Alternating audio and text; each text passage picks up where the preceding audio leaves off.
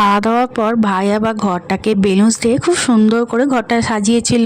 ওর মধ্যে আমিও রেডি হয়ে গেছিলাম। আমাকে কেমন দেখে লাগছে তা কিন্তু কমেন্টে জানিও। ভাইয়ের সঙ্গে কটা ভিডিও তুলে নিলাম, কারণ ও চলে যাবে 4 দিনের জন্য ট্রেনিংয়ে, তাই একটু ছবি ভিডিও তুলে নিলাম। ওর মধ্যে এরা দুজন চলে এলো, তারপর নিকিতাও চলে এলো।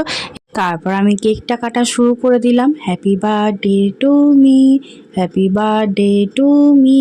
আজকের দিনটা আমার দারুণ কেটেছে। তারপর আমাকে বললো এরকম করে ঘুরতে, আর ওরা এই যে এরকম করে একটা ভিডিও করে দিল। তারপর তোমাদের সঙ্গে কিছু ছবি শেয়ার করলাম।